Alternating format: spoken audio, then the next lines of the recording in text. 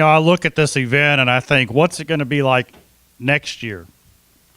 Because 2 years ago, we had this inkling of this thing called Gen Z. Last year, it was put on the table, you know what? Ziglar family. And it rolled out 10 days ago. So Evan's come on, and he is taking our brand and looking about how we can capture all of this energy and focus it in the same direction. So Richard had this idea, this dream of Ziglar Blue, and he came in and he's like, I mean, if you've ever been around Richard, I mean, he's just like energy, energy, energy.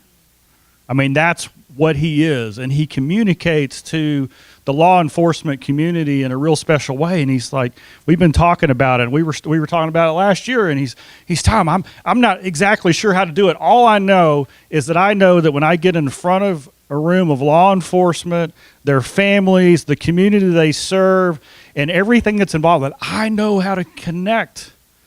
But I need some help. I need some guidance. I want to know how we can go that. So Evan comes in and we sit down and we talk. And Evan says, hey, this needs to be part of Ziglar. So that Richard can just be set free to go do what Richard does. And I just started thinking about all the passions and the dreams that we have in here. And if we do this again next year, it's going to have to be a 10-day conference. What I'm saying is that the ability to say, hey, we're doing this, and we're doing this, and we're doing this, you guys are outgrowing the capacity of an event like this. And so as Richard comes up and says, hey, I've already made a few talks, I've already done a few things, and I know some other things are going to be born between now and next time. But I have a feeling, based on Richard's heart and the need in the law enforcement community, that what we're going to see out of Ziglar Blue is going to be amazing.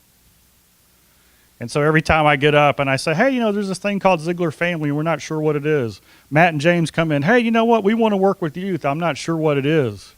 It's like this revelation that happens. Ziglar Blue. One of our ZLCers is Terry Ziglar. He's the chief of police of Kansas City, Kansas. There are people ready to support who have the credentials and the credibility in this area. So I can't wait to see what happens. Richard Morris is a longtime family friend.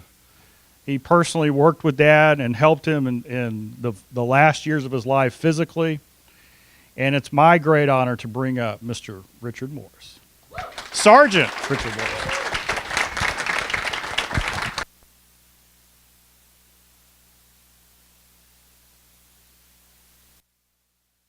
All right.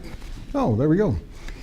I want to start with, we're going to be talking about relationships, and it's been my heart for many years to want to do something for the law enforcement community.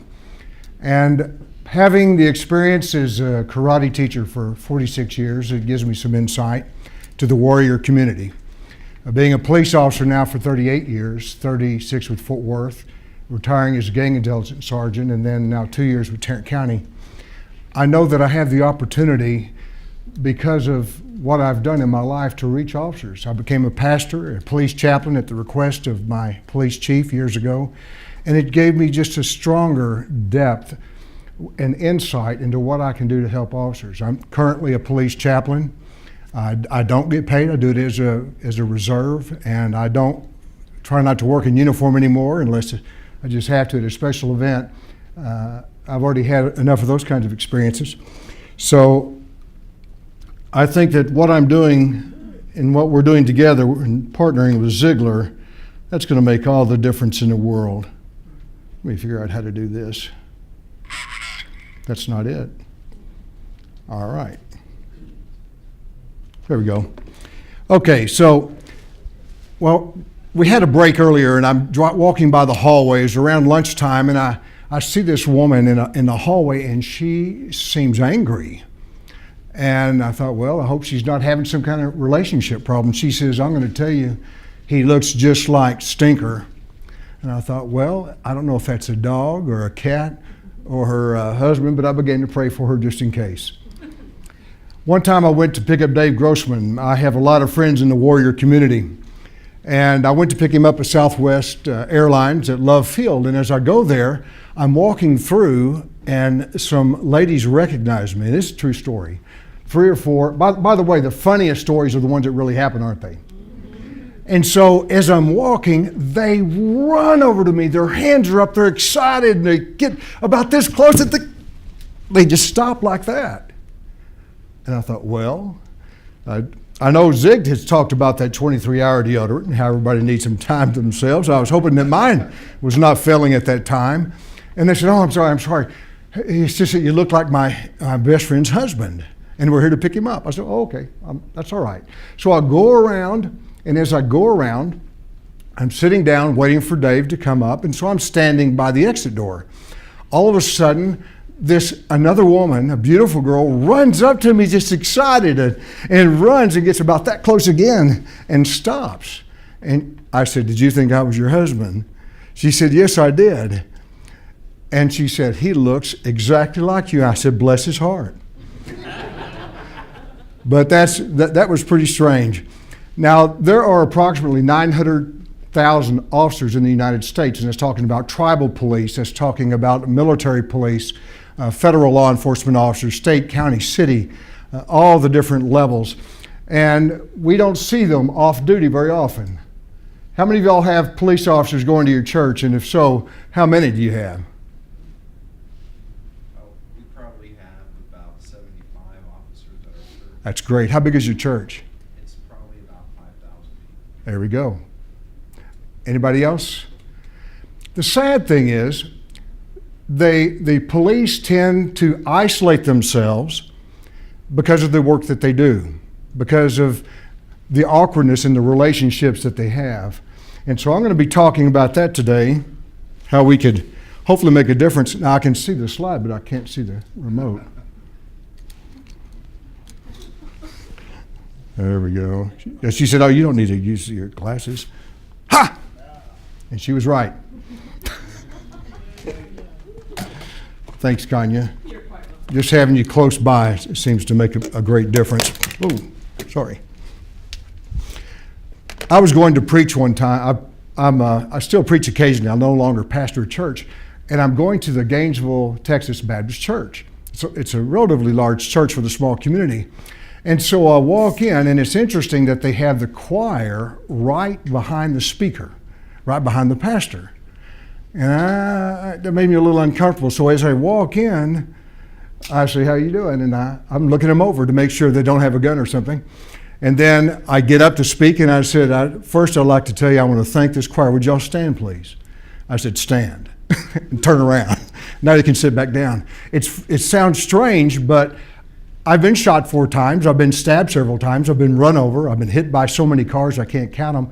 I've been in so many people shooting at me. It's a blessing that I haven't been killed. In other words, I've had some bad luck. However, God was with me in the midst of every one of those things, and He got me through. And I know that being a police officer, for those that are in really active duty in a big city, it can be different, just like the military. Not all of them are involved in combat, and those in combat have a little difficult time. I've been in several hundred fights. You'd think I'd learn how to get along with people. But I mean, it was just their way.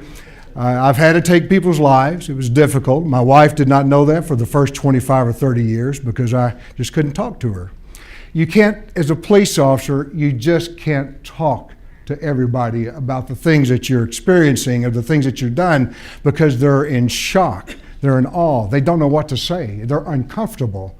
And it makes the officer uncomfortable as well. Now, police officers, we have some fear of being killed. You know, it's a little bit rough out there, but we feel like we're called by God to do what we're doing.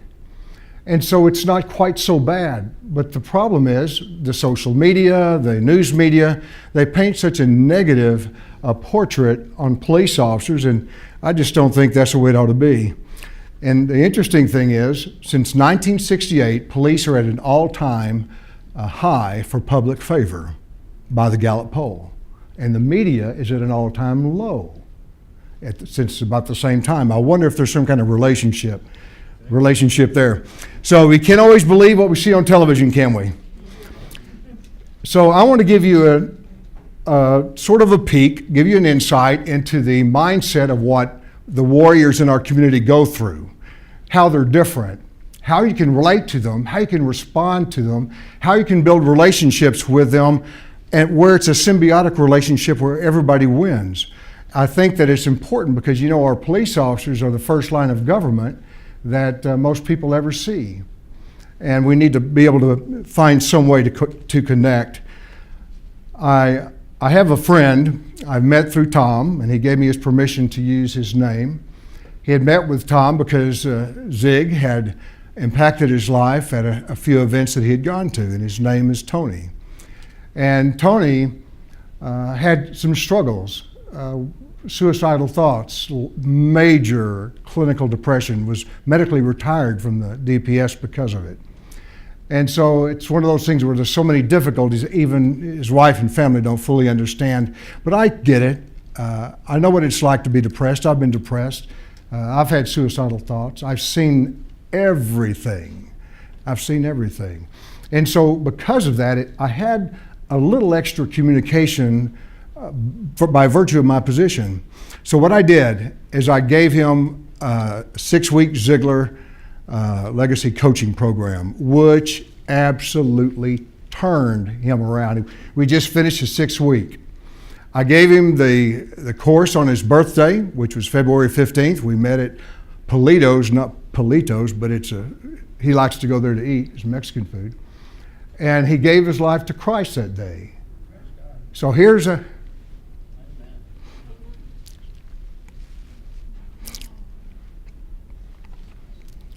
man struggling with family relationships, financial relationships, himself. He can't look himself in the mirror. Well, I struggled with that one. The barber gave me a mirror the first thing after he cut my hair, and I just could have hit him. I don't know why they do that. So I was able to share with Tony, and his life is phenomenal. He's lost 18 pounds, and his daughter sent him a text, and he forwarded it to me. He also gave him free karate classes. In other words, I just adopted him, gave him everything Ziglar I could out of my pocket, gave him my time and my teaching, and most importantly, we have one another's friendship. But here's something interesting. His 11-year-old daughter says, "Daddy, I'm so proud of you. I'm just so proud of you. Look at what you've done. You've already lost 17, 18 pounds. Your life has changed. Your faith is now strong. I am so proud of you." And how important is it to hear those words, "I'm proud of you"? I'm going to take a short turn. I was teaching Don Dwyer of the Dwyer Group. Dina Dwyer now is the CEO. I used to travel with the family all over the world, literally, Belize, Grand Cayman, Mexico, and I've spoken in all those countries and did seminars in all those countries to pay for my fare. I thought that was a pretty good idea. And he was so wealthy that he had an $8 million beach house at Belize, but he wanted one that looked at the ocean from just around the corner, because I guess it had a different view of the ocean. And it was over 10 million, so he bought it too. Very wealthy. They do over $2 billion a year. They have a fantastic company, started with Rainbow International, carpet cleaning, and had many others. So Don's taking karate from me. He'd drive up in his Rolls Royce, or I'd drive down to Waco to teach him. And one day we're out there by the river in Waco, and as he's there, he's stretching and he can't touch his toes. And I said, "Well, Don, why can't you touch your toes?" He said, "Listen, I'm 54 years old. I haven't been able to touch them since I was 10. I said, "You're kidding." And I noticed he had slide-on shoes. He couldn't tie shoes, and he had difficulty putting on his own socks. He was about 10 to 12 inches away from his own feet. I wonder who washes his feet. I hadn't thought about that until just now. That's a terrible thought. Maybe we can as Christians, right? I don't know why that just hit me. So anyway, I said, "Don, I can have you touching your toes in less than 30 minutes. He said, "It's impossible." He said, "Look, I've gone to physical therapists. I've gone to occupational therapists. I've gone to physicians. I've gone to massage therapists. He's gone to just about anybody he could think of. He said, but it didn't make any difference at all. I could use some water if there's some. John? Yeah. I'm sorry. Oh, good. Thank you. It's never open. Thank you. Oh, good. So I said, Don, I can have you touch him. He says, it's not going to work. I said, I'll tell you what. How about this? If I cannot get you touching your toes in 30 minutes, I don't charge you for today. He said, you got a deal. Money was important to him. So I worked with him, and I know how to work with the body. I know how to get people to stretch. I know physiology. I know how to help people to keep from falling, to get up and down from chairs, all these things. I got him touching his toes and grabbing his feet. I patted him on the shoulder and I said, Don, I'm very proud of you. Don, I am proud of you. And he looks at me like he wants to shoot me. And then he's angry, and then he just starts to bawl. He just starts to cry. I said, what's the matter, Don? He said, he just wouldn't talk to me. And then after a few minutes, I said, can you tell me what's going on? He said, why did you tell me that you were proud of me? I said, well, you've done something you haven't done for 44 years, but you didn't give up. You still had some faith in me to have hope that you could change, that things could be different. Today you touched your toes, and I'm proud of you. And he started crying again. I said, well, can you share with me now what's happening? He said, nobody in my life. And here's a guy worth hundreds and hundreds and hundreds of millions. Fortune magazine said by the year 2000, he would have been the wealthiest man in the world. He said, my dad never told me he was proud of me. My mom never told me that she was proud of me. My kids have never told me they're proud of me. Nobody ever in my life, teachers, no one, have ever said that they were proud of me. He said, I had no idea what it would do to me. And then he starts crying again. I said, Don, what's going on? He said, I just realized I've never told my wife, I've never told my 5 children that I'm proud of them. And what a disservice. I said, well, you own the company. What are you going to do about it? He says, well, I'm going to take off the rest of the day. I can do that. I said, well, good for you, Don.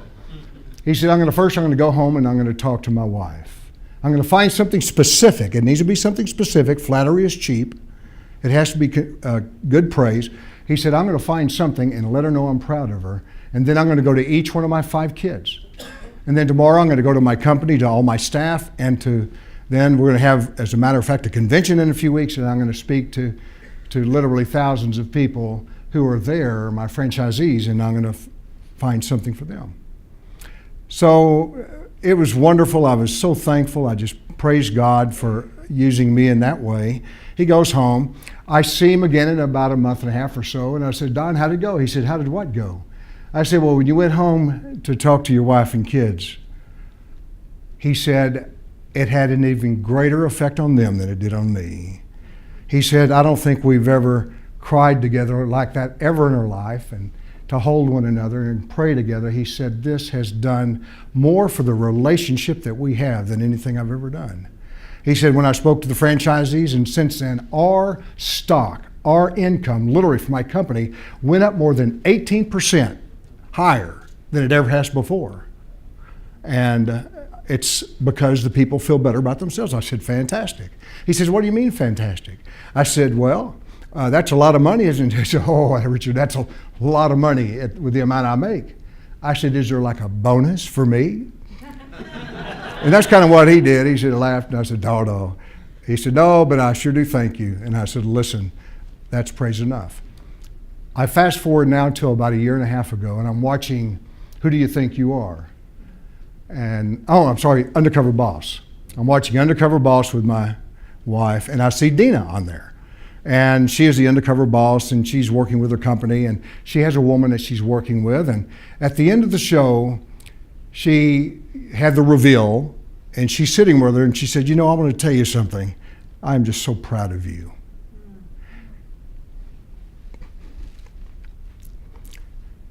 Then later she said, I just wonder if my dad, if he can see me, if he would still be proud of me now.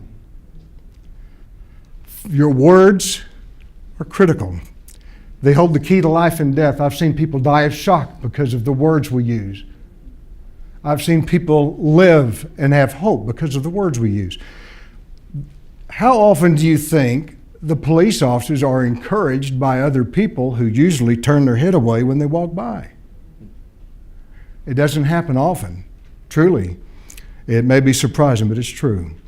So I've been teaching this last few years, officer survival classes. I've done that for years because of my karate. I said, well, I'm going to keep them alive this way, and I thought that was important, and it is. And then I've taught a few corporations. I've done some things. I've done some coaching. But I really found my niche just a few weeks ago. I went to the Tarrant County Sheriff's Department. The new sheriff in town is a black belt friend of mine, and so is all 5 of his administrators' chiefs. His chiefs are all black belts, so that's good. So we have that kind of in common. And Roy Kerbin, one of them, is one that stayed with me for both days. I spoke for 2 hours to these officers, groups of officers. I talked to them about the importance of relationship with themselves, learning how to forgive themselves, with their family, learning how to forgive family and friends and how to build those relationships, how to love one another, how to really reach out to one another, what to say and what to do. And this was all news to them. They haven't had anything quite like this. And then I said, you need to have a gratitude list. I said, one thing that's helped me is I thank God often. I'll make a list. Becky and I will literally talk together and we'll say, God, thank you for the new curtains. Thank you for our children. Thank you for my little dog. I love Puddin'. I don't know what I'd do without her. And just go down the list. And we do it often. And it takes me out of the dark places sometimes when I tend to go back there. And so I taught them how to do that. Every one of them cried. Every one of them came up and said, I'm changing. Now I know that there's something I can do. Now I know what to do. I have hope. I never thought about this stuff. I'm going to go back and I'm going to fix the relationship with my dad. I haven't seen him in years. I'm going to fix a relationship with my child, with my spouse, with my former boss who fired me. And I think for me, seeing that, I'm teaching people how to do the emotional healing and self-protection. That gave me a terrific joy because I know with a culmination of all the experiences God has given me, this is something that I can do. Everything I teach, like Zig, I teach from God's Word. And I think it's interesting that as I taught all these deputies and as I teach our police, I always teach from God's Word because that book's been around a long time and the principles have proven to be true. Zig taught from God's Word as well. So I taught a little from Ephesians 6. I also spoke about the importance of loving one another and how Christ came to give us the greatest commandment. I reminded them, or I told them, and if you haven't heard this, you need to hear this. The divorce rate among police, people think that it's outlandish, it's higher than the public, but it's not. Studies have shown that it's even a little lower. And the problem that we do have, though, is in our American culture, within 2 years, nearly half or more than half of the marriages end in divorce. And that's discouraging. And I heard this from Zig. I'm trying to remember where, but of course, I listen to Zig all the time. He said, there's one thing that you can do that'll increase your chances substantially in your marriage to have a strong relationship, and that's to hold hands with one another and to pray. When you look into each other's eyes and you hold one another's hands and you submit yourself before God, and you're coming together at that moment with no other expectations except to go before God and share that intimacy. Intimacy, not sex. It reduces the rate to less than 1% divorce. I also do this with my children anytime that I see them. And I think that you may want to consider just kind of upping the game a little bit in your relationship by taking time and holding hands, praying together with one another with the people you love. We never know when it's going to be the last time, do we? How many times when my night I met my dad, saw my dad for the last time, he gave me a hug and a kiss, and he said he hadn't kissed me on the cheek since I was 5. And I was 35 now. He said, son, I'm proud of you. I want you to know that I know Mama's proud too. The next day was the 3rd anniversary of my mother's death. And he kissed me on the cheek for that first time. And he looked at me, and then he smiled and said, well, I'll see you later. Gets in his car and drives away. I knew that was going to be the last time I saw him, and he did die the next day. My little brother has a different experience. He cussed him out and says, I don't want to see you, old man. You're not my family, blank, blank, and cussing and so on. He struggles now. The relationships we have, you better guard them. You need to really guard them. One thing that also I tell them, police officers tend to work a great amount of hours.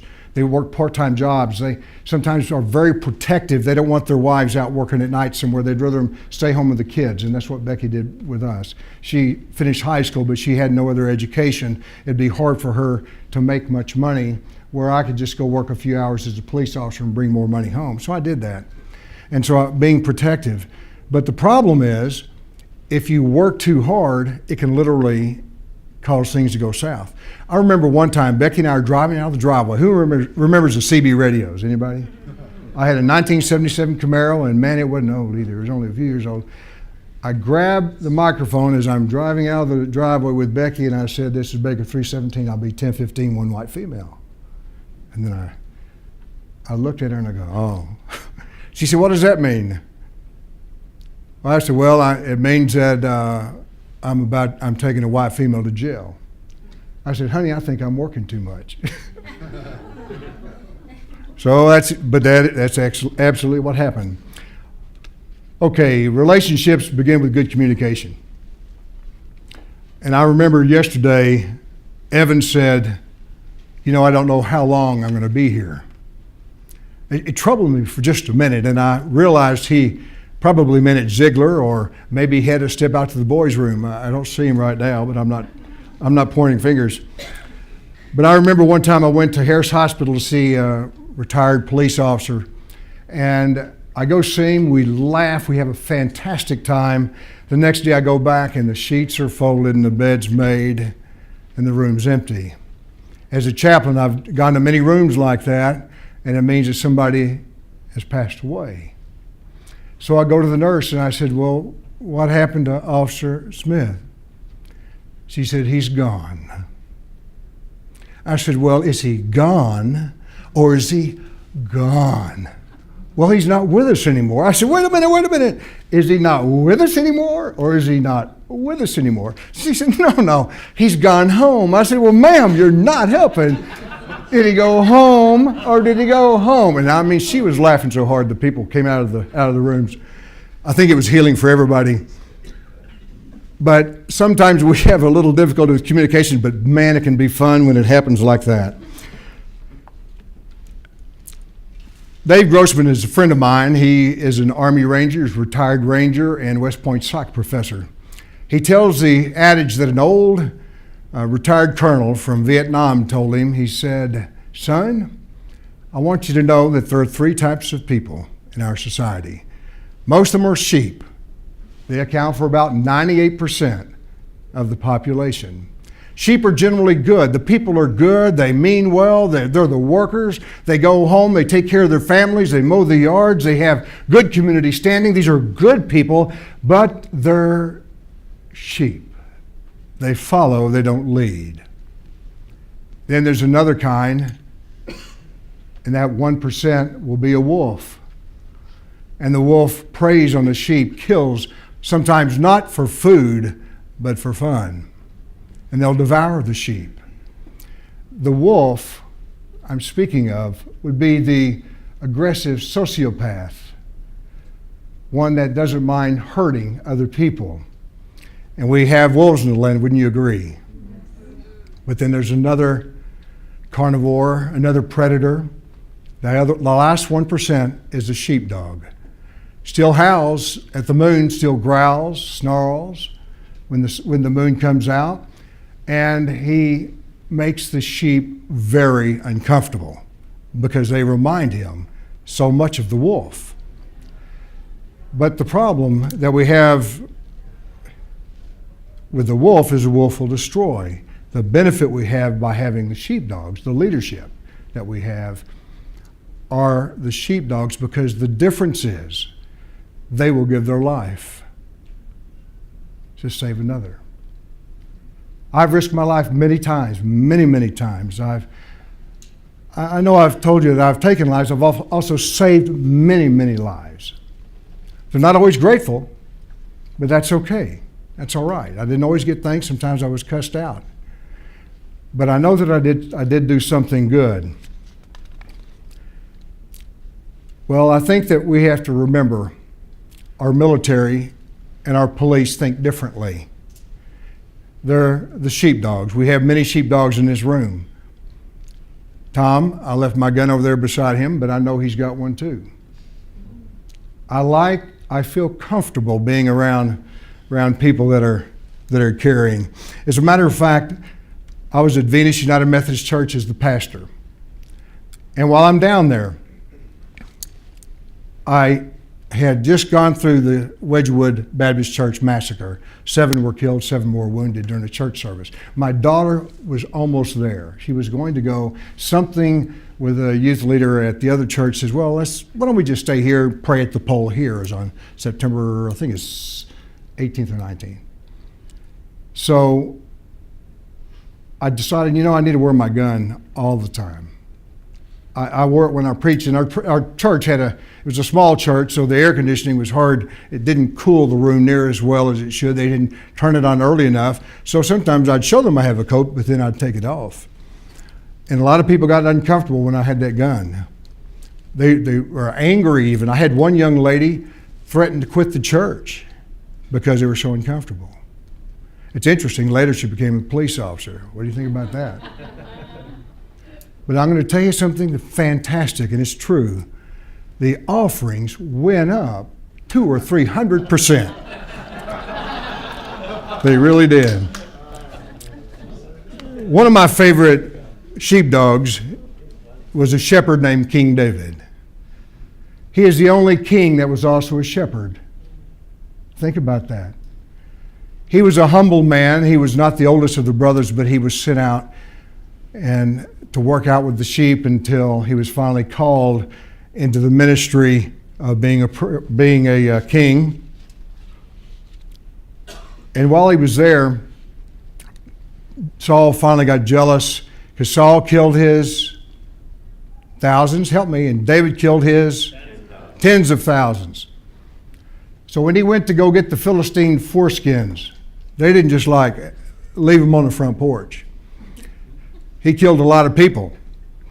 The difference is when he murdered someone, that's when he got in trouble, but there's a difference. The Hebrew doesn't say thou shalt not kill, it says thou shalt not murder, thou shalt not kill wantonly. In other words, we're not to just go take people's lives just to do it. So when he looked out the window and saw Bathsheba, he said, man, that is one fine looking woman. He ended up getting in trouble, didn't he? He stayed home that day. He should have been out there in battle, but he stayed home that day and ended up having Uriah killed, which is Bathsheba's husband. That was murder, and boy, there was a price to be paid, and it was the death of his first son. And we learn a lot from that. I have a friend who's a rabbi. He says one reason that the Jews are made sure over this last 5,000 years that that's included in the Torah is because we all screw up. We all sin. We all need God's grace. That makes sense to me.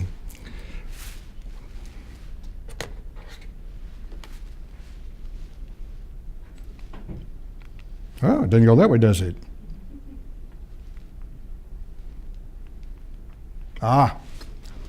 So police officers struggle with their relationships. If it's in blue, it'll be on your form. On what page is that? 43. 43.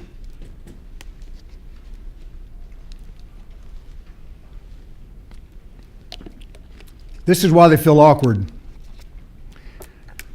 and they struggle. One reason is because they're much like the ministers or people called into the priesthood. They live a holy lifestyle. What does holy mean? Outside, set apart from. In other words, let me tell you, when my friends found out I'm a policeman, what do you think they all did? They didn't want to be my friend anymore. It's interesting, when I became a pastor, I lost some people. You know, people are uncomfortable being around those that are called by God to be holy. And because we're also holy, we have trouble communicating, them communicating with us, but also we have trouble communicating with them as well. Warriors are very private. I have many friends that are Rangers, Navy SEALs, and we have a former Ranger in this room. They don't talk about their experiences. Sometimes it's illegal, sometimes it's just too heavy. They don't want to stir that up. And other times it's because they know that other folks would have difficulty processing all the stories, so they won't talk about it. I very seldom, like I said, my wife didn't even know the extent of what I've been through for the first 25, 30 years or more. I just couldn't do it. I felt uncomfortable. Now, people feel uncomfortable with a police officer around. How many of y'all have ever felt uncomfortable? Be honest, raise your hand. What about the rear view mirror? Didn't you ever see a police car in your rear view mirror? How many of y'all felt some discomfort then? Yeah. Yeah, even I do. I still go, oh, golly, what did I do? It still happens to me too. So it's that authority. People are afraid and don't know what to do with that authority. And police officers have to talk to people different. So when I go home, when I first became a police officer, the first few years are hard. The first 3 years is when most police officers suicide, within the first 3 years, because of the caustic stuff they see, and we'll talk about that in just a moment. But one thing I found is that I had to remember there are the citizens and then there are my family. When I would come home, at first I would interrogate my family. My son said, Daddy, I was scared of you when I was little. You never hurt me. You were never mean to me, but looking at your face, you scared me. Well, I'm going to tell you, when you see the things and your face reflects the things that you see, sometimes people get scared or afraid. And it's uncomfortable for everybody, isn't it? People have high expectations from police. Police have high expectations from one another. We are held to a higher standard in the community. We have more responsibility for our behavior. If a citizen gets arrested for DWI, it doesn't get in the paper. If a citizen beats up his wife or kids, it doesn't get in the paper. In Fort Worth, I've worked murders that didn't get in the paper. Multiple murders that didn't get in the paper at one time even. I worked as many as 5 murders in one night. One year I worked at least an average of, for most of the year, an average of 1 homicide a day. I mean, it was kind of busy at that time. Fort Worth had the highest crime rate per capita in the U.S., surpassing Chicago, Dallas, New York, everybody. Nothing to be proud of, but that was back in the late 70s, early 80s. People expect us to have the courage of John Wayne, the patience and the love of Mother Teresa, the wisdom of Gandhi, and to have the understanding of the law as great as a Supreme Court justice. There's a lot of expectations. Paul Harvey, if you ever get a chance, look at Paul Harvey on police on YouTube. It's very encouraging for police for the things that he says. It helps. When we see a police officer and something bad is going on, we don't want him staying in his car. I've gone to accident scenes where people died at the scene and were dying, and one time a man and his wife were both pinned under a car. I was off duty at the time. I couldn't get anybody to help me. Nobody would help me. Finally, I opened the door. He wouldn't look at me. It's like he's staring, just like someone who starts fires, like an arsonist. So I slapped him. I learned that from my mother. He got out of the car. And I said, you're going to help me. Okay. So I said, I'm going to lift the car, and I want you to pull the woman out first, and then the man out next. How did I know I was going to pick up the car? Man, it was faith. Because I lifted the car not only off the ground, but I lifted the wheels about that high off the ground. Now, that's heavy. I didn't do that on my own, I'm going to tell you that. He pulled the woman out and then pulled the man out. And so, by the way, that was one time when words nearly killed. The ambulance attendant said, let's don't take her yet. She's dying anyway. Let's go ahead and take him. And it was his wife of 50 years. He nearly died at that time. Have y'all seen the commercial? There's a bank robbery. Everybody gets down on the ground, and a woman's looking to what looks like a security guard, and he said, do something. And he says, I'm not a security guard. I'm a security monitor. I let you know when there's a robbery. There's a robbery. Now, that's not the kind of police we want, is it? That guy was not a sheepdog. I want to slap him. You know, one thing that a police officer is called to do is to bring peace to chaos. One of the last murders, I say murders, he shot one of our officers. The officer was fine. He shot and killed the guy.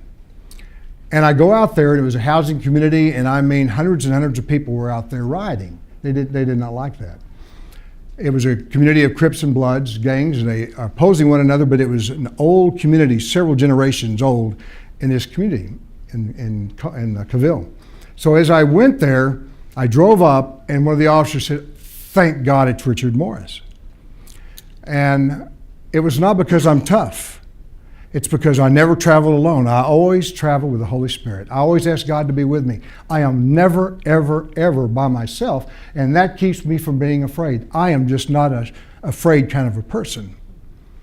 I walked over to this angry crowd, and I said, shh, shh, shh, shh, shh, shh, shh. And I leaned in, and I said, what's the matter? We want to know what's going on. Nobody's telling us anything. I said, I'll tell you what I'll do. If you'll trust me for just a few minutes, I just got here. I'll go find out. I will come right back and I'll report to you. And you can count on my word. Yes, sir. It stopped.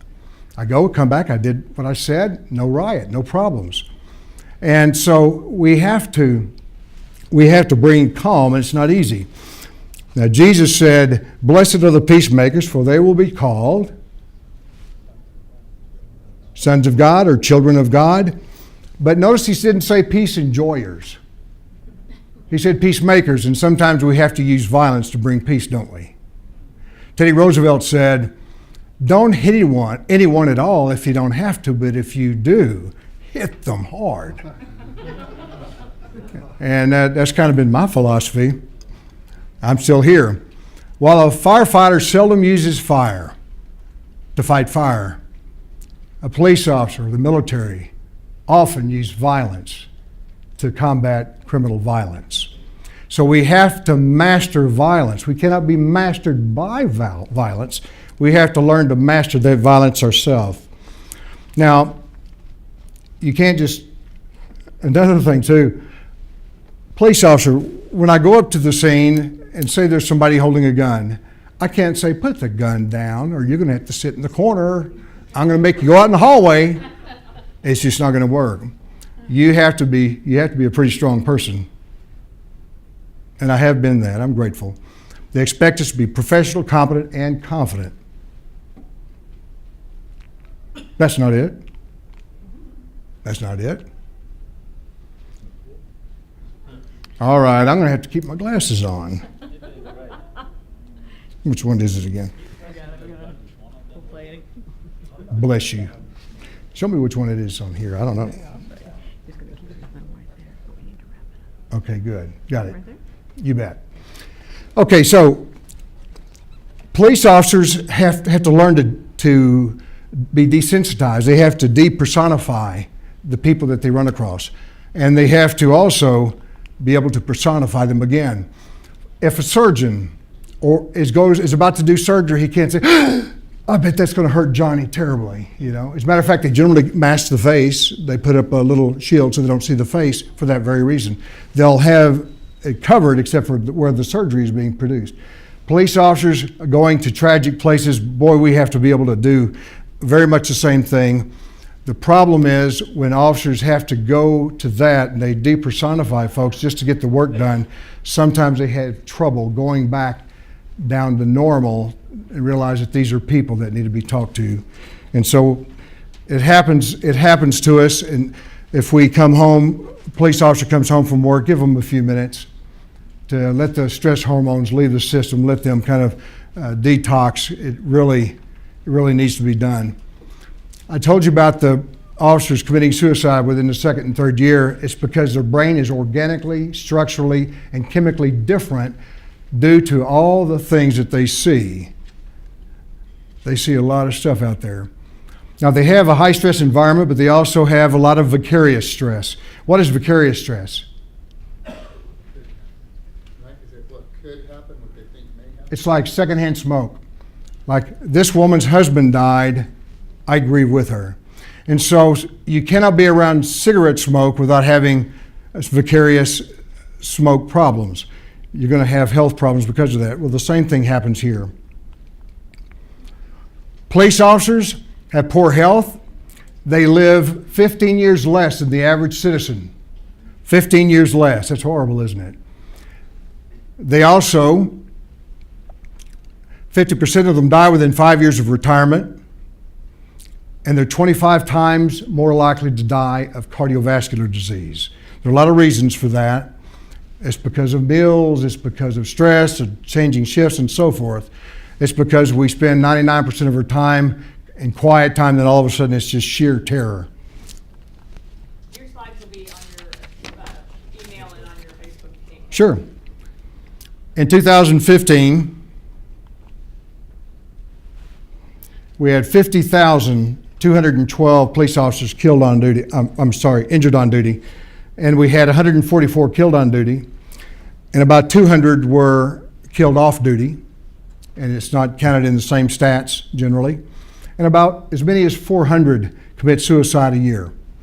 We had 39 police officers that have been killed in line of duty so far this year. Now, let's get to the good news, because this is a Ziglar class, right? And we're solution conscious and not problem conscious. We need to know the problem, but we need to know the solution. So there is some good news. In any type of struggle that we have, if we have a strong faith, these are the people that do not get PTSD. Those have been in the Nazi death camps, and those that have been in as a POW in one of our wars. The people that make it through, the number one thing they said that kept them is their faith. We need to have faith. And I like what Zig said. He says, I don't know what the future holds, but I do know who holds the future. And when you know this and believe this, it gives you hope. And as John Maxwell says, if you have hope in the present or hope in the future, you have power in the present. We've got to have hope, something in front of us to keep us going. And we all need that. I want to share one more thing with you that I got after this was made. Dr. Dean Ornish, and I got this from listening to Zig's audio on relationships. Dean Ornish is the author of Love and Survival, and he says that even more important than the genetic predisposition that people may have, even more important than the food that they have or the sleep that they get, exercise, all of that, none of it is more important than relationships. That's what will help you live a longer life and a full and joyful life. Certainly the Harvard study talks of the same things, doesn't it? Also, how many of y'all have never gone on a ride-in with a police officer? Voluntarily? Volunteer? In the front seat, yeah, in the front seat. Don't read anything into that. That's where I got started. I rode in with some of my students. I ended up becoming a police officer. And Chad Whitmire and Susan Ziglar both rode in the police car with me. They both smoked at the same time, so I made them both sit in the back. True story. I said, I can't be around smoke, it just kills me. Well, we had a great time, and they were grateful that I brought them back safely. Now, there's some things that we can do. If we will find ways to include police, I think that we can make a difference. Maybe you can invite some of the local peace officers to a ZLC event if you have one. Do like I did, maybe have a coaching program, or give some books to the library for the sector for the officers to check out. And there's some good books that you can find here. Do some things, invest in them. I think you'll find it'll be certainly worth the investment. And another thing too, they need our prayers. They need our prayers, and they need our prayers daily. It is difficult out there. And I talked to Tom and Evan today, as far as Ziglar Blue. So what we're going to do, if anybody would like me to come and speak, who would like to have me come speak maybe to a group or one of your groups? I would love to do that. I'd be greatly honored. And you can get with Evan, and he can work something out. And as far as the fee, whatever needs to be worked out, I know that he'll do it right. But the thing is, this, I told Tom and Evan, this Zig Blue, well, it's my idea. Ziglar is the brand, and I want it to be that way. That's the right way, and ethically it's better for everything to go through them. And I know they have a fantastic staff and resources that I do not have. Well, thank you. I'm very grateful. Thank you. Thank you. Thank you. Jonathan. Thank you.